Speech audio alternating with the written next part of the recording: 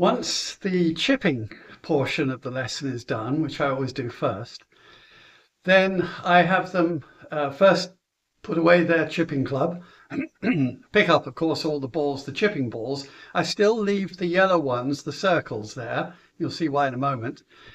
And put away their chipping club, take out their longest club in the bag, which surprises people because it sounds like not something you would do on a first lesson. You'll see why. And then maybe take a drink of water. Something that important to remember in hot climates is to constantly give water breaks. So now I clump them together with their back to the sun and say, I've got you with the back to the sun so that you're only blinded by pause. You're brilliant. And talk a little about the full golf swing. By now I've got them split up into twos, as I've already mentioned with the chipping, and that will continue with the full swing, but not right away. First we have to teach them how to swing a golf club. And you've seen me on previous lessons demonstrate the one-hand swing where you hold the wrong end of the club, which is lighter and therefore allows you to train each hand individually because they act differently, and we need to reflect that in the training.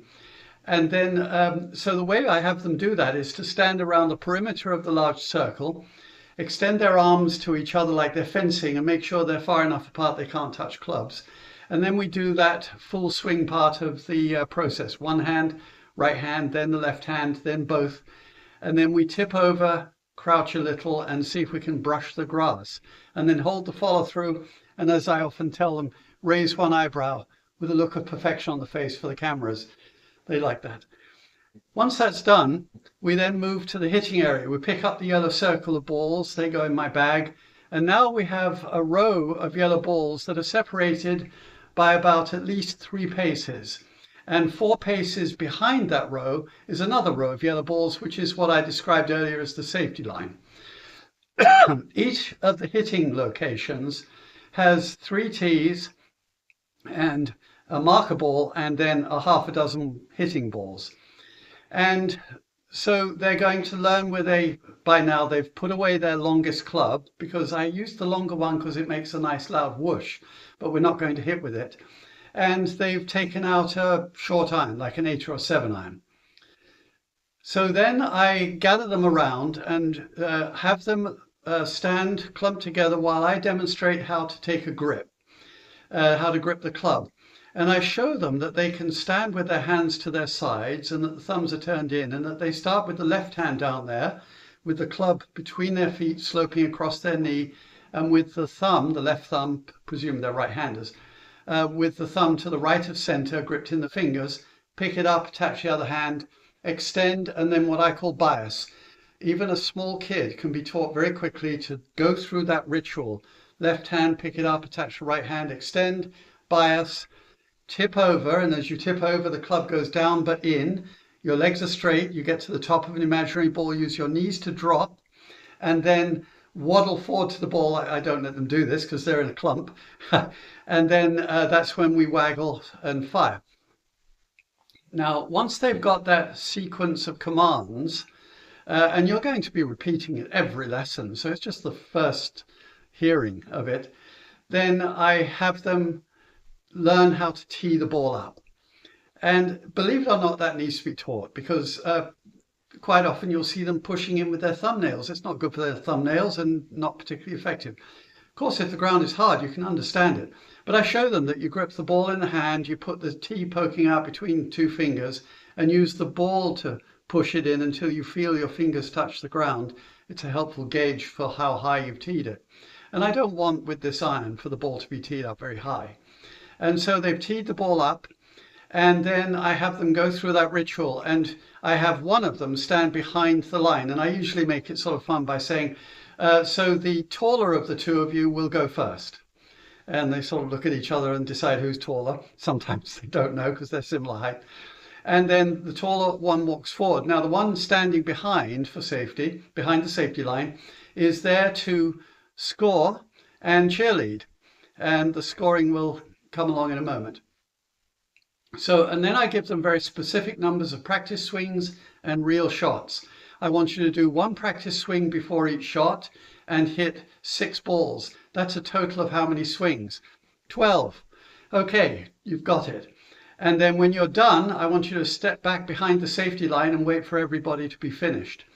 And then the person who is standing behind the line watching, their partner, is there to score. And here's how they score. Now, we don't do it on the first couple of cycles because they're just getting used to swinging and hitting.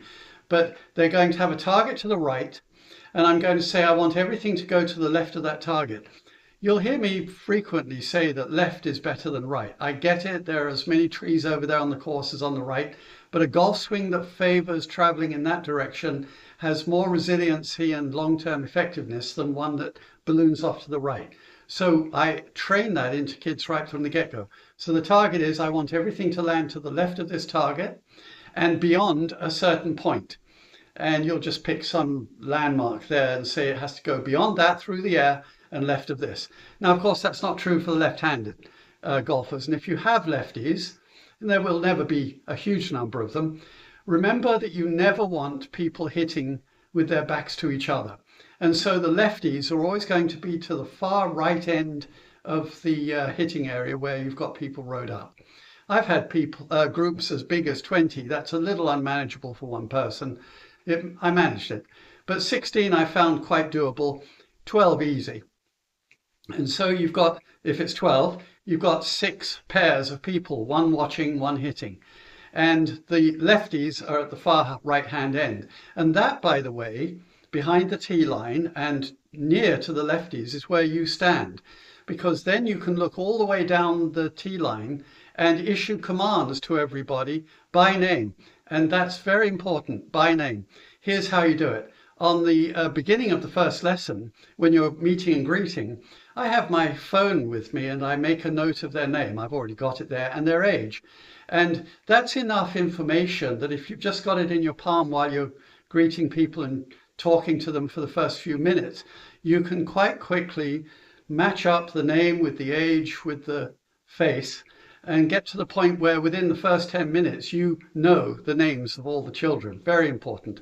So you stand near to the left-hand people and looking down the tee line with the most distant person being a right-hander farthest from you, like 5 stalls away. And that allows you to stay right there and issue commands by name to anybody based on what you're seeing and what you want them to know. So lefties to the right, and then you say, right, you're going to hit that number of shots, practice swings, and they hit. And the scorer is saying, right, if you can get the ball to go to the left of that target that I gave you, it's 1 point. If it doesn't go past the first target area, the distance through the air, and if it does and goes to the left, you get 3 points. So it's rather like the chipping, 1 point for a nearly and 3 points for a good one. And so with 6 balls, their best score is 18.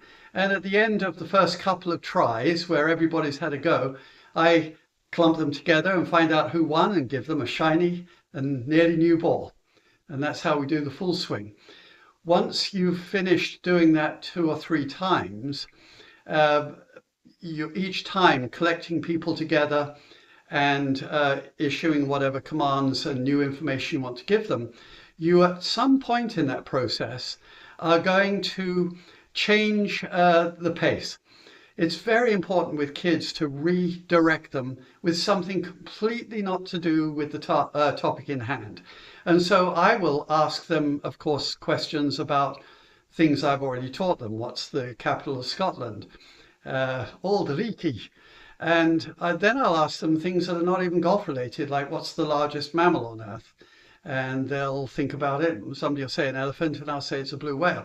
And so general knowledge. And one of the things that I found is particularly valuable, and the parents really like it because they're going to need these things, know these things, is state capitals. So make sure you know them. It'll take a few minutes of review online. And they love that. And the ones who don't know the answers, you'll be amazed. They'll come back the next week and they'll know the answers. It's quite fun. So you've redirected them. And there's a physical redirection too.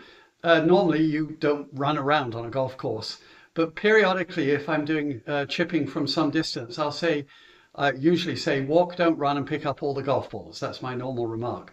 Once in a while, I'll say run, don't walk, and pick up however many I want them to pick up. If they had hit 6 each, I'll say run, don't walk, and pick up 6 balls and come back. And that little burst of energy use is valuable too, particularly for the smaller ones.